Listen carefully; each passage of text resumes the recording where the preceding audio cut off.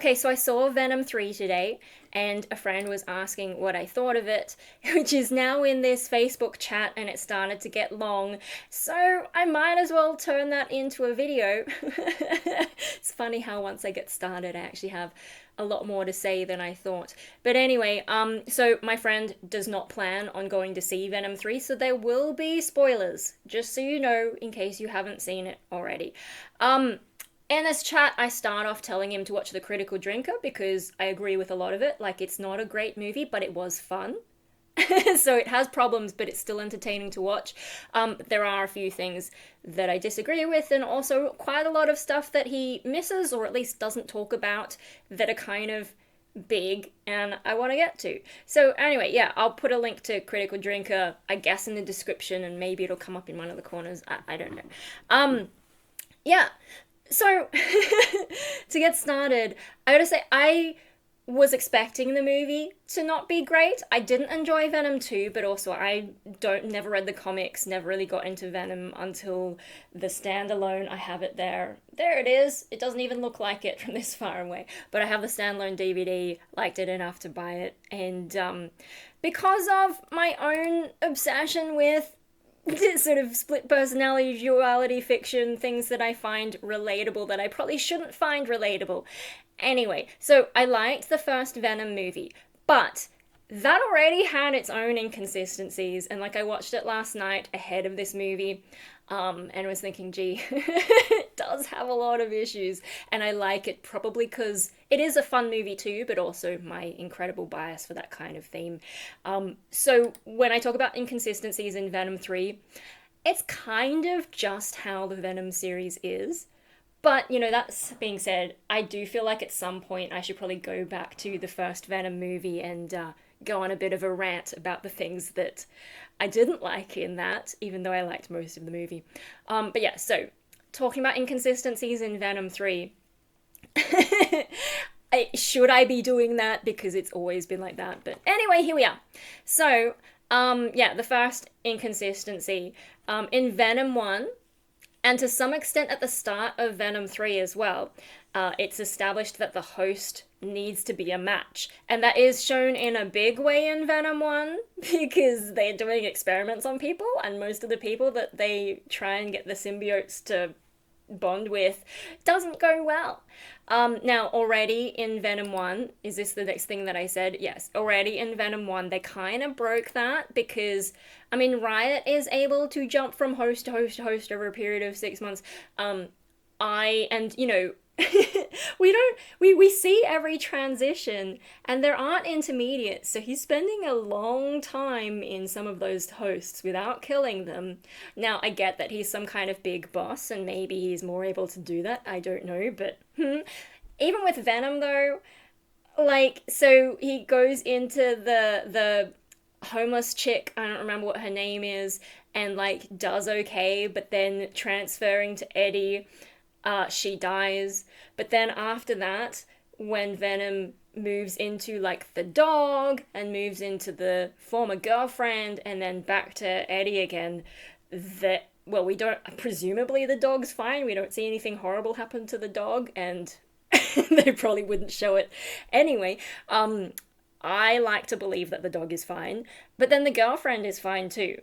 And okay, Venom wasn't in her for very long, but there's like no consequences, and he's still able to function properly in a different host. And is it a coincidence that they're compatible? I don't know, but like, so I can kind of forgive it in the first movie because, you know, maybe Riot is super duper, and Venom, you know, maybe just gets lucky.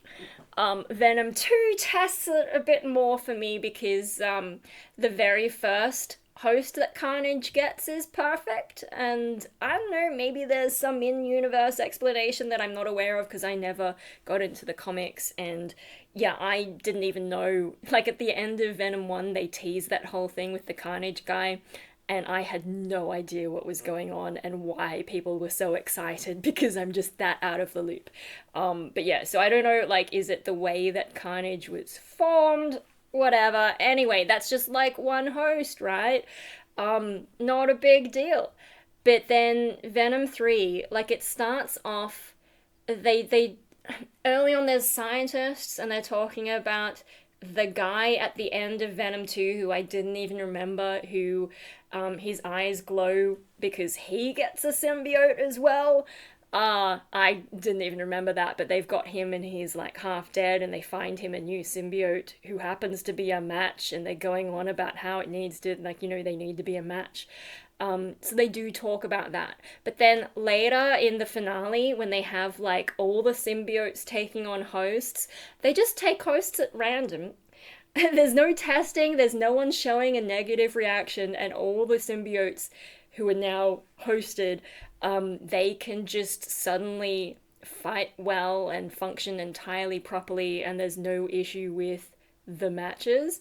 Yeah, so yeah, any old random within range gets taken over just fine and fully functional by a small army of symbiotes. So that whole thing about them needing to be a match, it just conveniently stops being a thing because plot needs it to happen. Another thing is earlier in the movie, they're trying to get to New York. And, like, I don't even remember where they are. I think they're in Mexico or somewhere. I've lost track, and, I'm not always great at picking up all the dialogue. But yeah, so, like, how did they get to this place that they're having a holiday in the first place? I don't know. Presumably he has money. But no, he has to hitch a ride on the outside of an aeroplane. And, so Venom is like holding on with his little claws, and Eddie is complaining, and so then, because airplane. Have you watched Air Crash Investigation? The one where the pilot gets sucked out the front window and his mates hold him by the leg so that he doesn't fly off into the engine, and then when they land, it turns out the guy is still alive. But he lost consciousness and sort of like in and out of consciousness, could see the back of the plane, but like, the thing that probably saved him was the angle of his face, so that instead of having like the air messed up in his face, he could breathe at a certain angle, and then also it being a cold temperature so that his body didn't, I don't know, it kind of froze a little bit, so cooling the body temperature to reduce the amount of stress. That guy got so lucky. Air Crash Investigation, it's great fun. But being on the outside of a plane, I know they strapped Tom Cruise to one, but he's a level 8 thetan, so he can do whatever. But being on the outside of a plane, not pleasant. So then, Venom does the whole suit thing. The thing is, in the first movie, they climb the top of that tower and sit there, and then a plane flies overhead, and like it's not super close. Like, yeah, I guess it's coming into land, so it's close-ish, but like it's still a distance away. And just the noise of the plane being that far away was enough to completely disrupt Venom and make him retreat inside Eddie again. And then Eddie's falling down the building, and it takes quite a while before Venom is able to come back, do a claw thing, and save them from falling down the building. But in Venom 3, it's okay for them to hold on to the outside of a plane and nothing goes wrong until they're attacked. Great work from the writers having any kind of consistency there. Okay, so I think that's the main inconsistencies. Then I move on to the middle bit with the road trip gets slow. I think Critical Drinker said like it was well paced, and I'm like, For me, it kind of jumped between like action, and then slow road trip. And I am not as amused as everyone else by like Venom doing dumb shit, like singing along in Eddie's head and, being so childish. I prefer like the first movie where there's a bit more antagonism and he's a bit more of a serious character.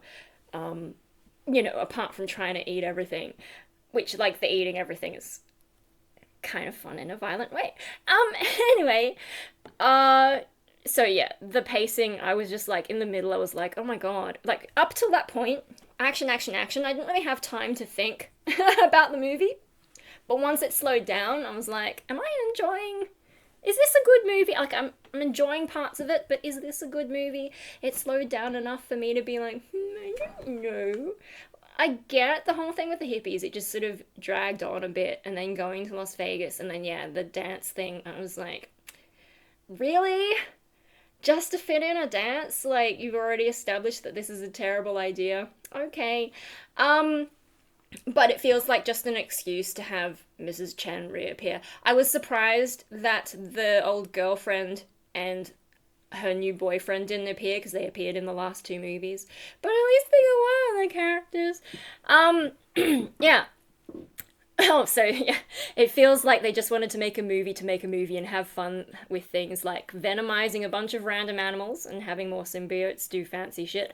Yeah, there are some scenes where Venom just takes over random animals, and I think I've been following the social media a bit. Apparently they have some kind of app or filter where you can take a photo of your pet and venomize it, like one of those AI filters. AI, what we're calling AI these days. Anyway, yeah, it feels like for the last movie they just wanted to show off a lot of those kinds of, what if Venom took over this? What if Venom took over that? What would it be like? Which is kind of interesting given that when Venom takes over the dog, and also like in the first movie when Venom takes over the dog, and also whichever one took over the rabbit, they don't do the Venom suit. They just sort of absorb into them. But whatever, minor point. And just having fun with special effects, aren't they? And then, yeah, they wanted to have a bunch more symbiotes in different colors, so we're like the Power Rangers now. I guess superhero shit, whatever. But yeah, they kind of did like the Power Rangers of symbiotes. Okay, and then another issue. This will make more sense if you've seen the movie, but those special forces who were after him, even before they learn about the Codex, are already trying to kill Eddie. Like, actually kill him. There's that whole scene in the river. And once they find out about the Codex, that becomes even more pressing. Like, if they have to kill either Eddie or Venom or both to take the Codex out of existence. But when they finally catch him, they just put him in a cell. They were, like, earlier in the movie, they're actually trying to kill him. Like, proper kill him, no questions, just kill him right now. One of them gets out a gun and is trying to kill him with the gun. That's not how you capture someone, that's how you kill someone. Like, and I hope YouTube gets that this is criticism, it's not me advocating any kind of violence. And I may have to ask for a review of this video if they don't understand that this is about a movie. Anyway, so like they're trying to do that early on. But then they find out about the Codex. Like, I don't know why they were trying to kill him early on. I think they were trying to kill him and capture Venom. Which, like, because they want to study Venom, but I don't understand why they wanted to kill him in the beginning. But then they find out about this Codex thing from another symbiote, which for some reason is telling them all this stuff. I don't know. Once they find out how important it is to take out at least one of them, instead they just catch him, put him in a cell. Really? And then they do take him out of the cell after a while to kill him, but that's they put him in the cell, and then instead of killing him there, instead of killing him first, instead of putting him in the cell, or instead of going into the cell and killing him, no, they've got to take him out of the cell. And that's conveniently when Venom gets a chance to reunite with him. I'm like, this is why you kill this. I've written this part in all caps. This is why you kill your target immediately, fuck's sake. It just, I think that's what Critical Drink is talking about with the random conveniences, like, for the plot to happen. It just, really? Yeah. And then also the alien symbiote hunter things, those big aliens, they're able to let out a noise blast that disrupts the symbiotes. And it's very effective. And I don't understand why they don't use that more. It's clearly the easiest way to deal with the annoying symbiotes. So there's scenes where, like, the team, the Power Rangers of symbiotes, are attacking one of those overpowered alien creatures. And they're able to, like, keep it in place for a bit, but they're clearly not very effective. And then one of them, even the green, the Christmassy one, keeps trying to stab it, and it's doing nothing. Why are you wasting your time instead of finding a more effective method to actually do any harm to this beast? It's just, yeah. Um, and, you know, all this time, those creatures are just trying to, like, attack them with teeth and trying to eat them, when they could just blast them and get rid of the nuisance and separate them from the hosts. And, like, there is one point where one of them uses the blast and is able to eat the symbiote separate from the human, but it only really happens once, and they definitely don't use that enough. I don't know if it's like one of those things that you have to charge up, but to me it seems like plot convenience. Yeah, and then the resolution when Venom traps them by sort of absorbing them, you know, that's when Venom realizes, you know, he has to take one for the team.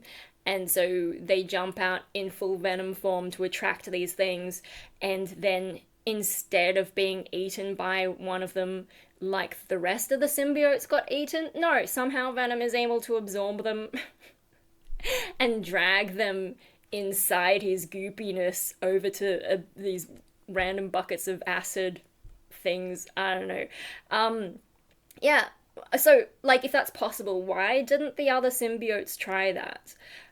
I don't think that's like a Venom exclusive skill, because we saw Riot do that as well in the first movie. And yeah, why did they just do a bunch of useless shit that clearly wasn't working instead? Like, the only thing they were effective at was slowing down the monster alien thing from getting to Venom. Otherwise, they were just like hitting them and just not doing anything. Yeah, okay. And then the null plot. that character that gets introduced in the beginning. It seems unnecessary to me. Although I do like the vibes. I don't know if this is on that hard drive that you guys need to find and publish if anything happens to me.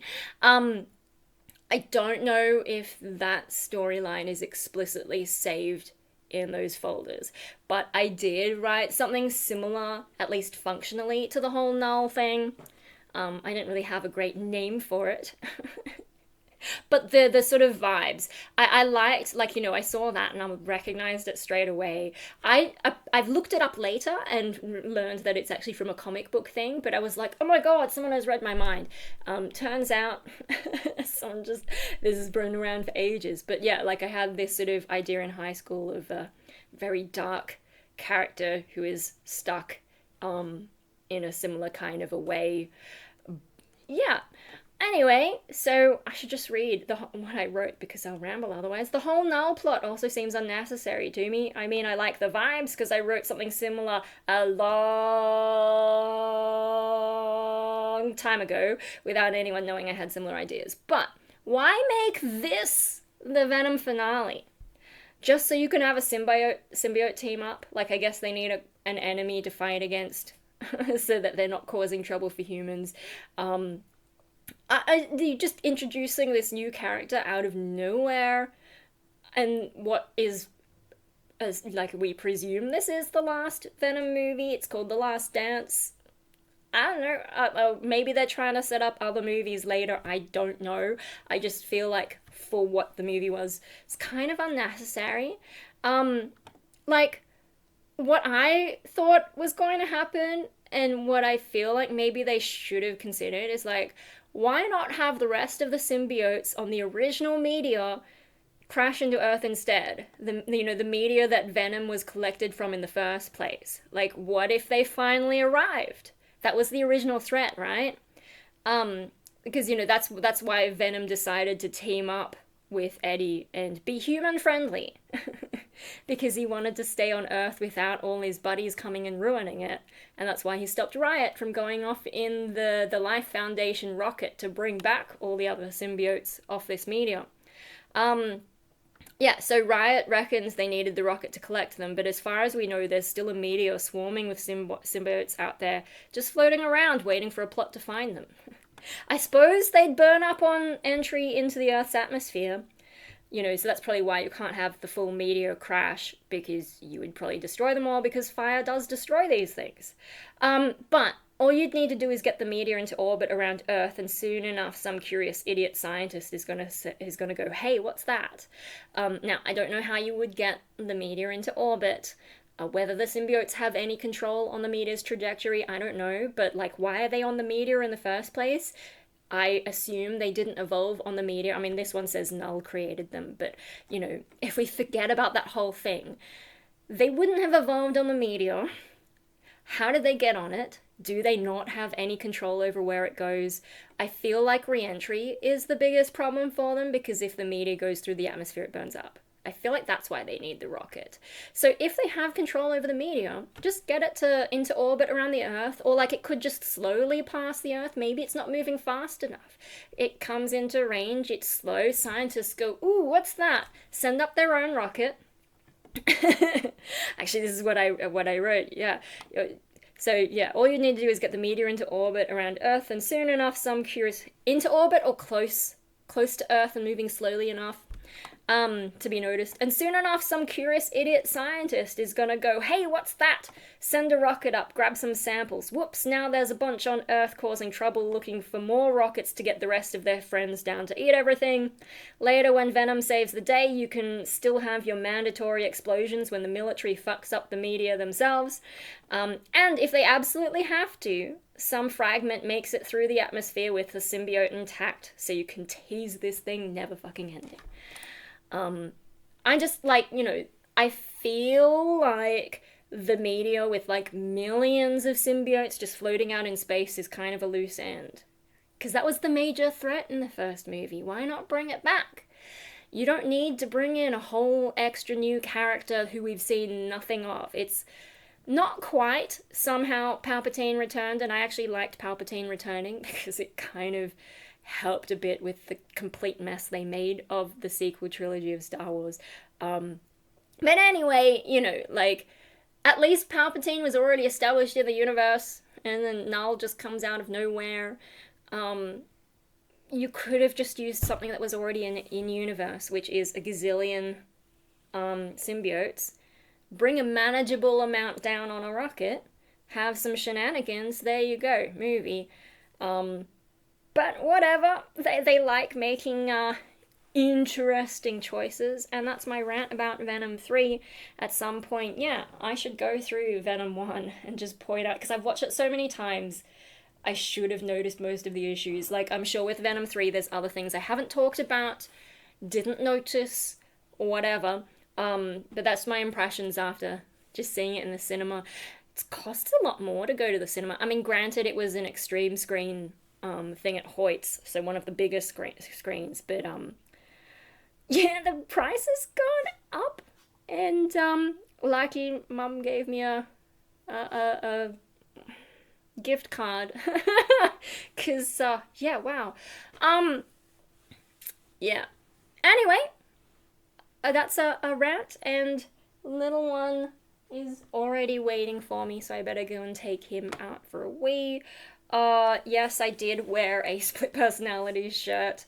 Not exactly Venom, it's more my own kind of. Anyway, oh, and I have a matching cup. And I did have my devil cat on my shoulder all day, and I did have makeup, and I had my little spikes, and I had a cute little mochi donut, which wasn't mochi, it was just like a donut in a funny bubbly shape. Anyway, that stuff was on my Instagram stories. If you missed it, you missed it. I'm going to release my next track later this month, I reckon. So for those of you waiting for music, there's that. Shit, I was going to Photoshop stuff this evening. Whatever, it's tomorrow me's problem now.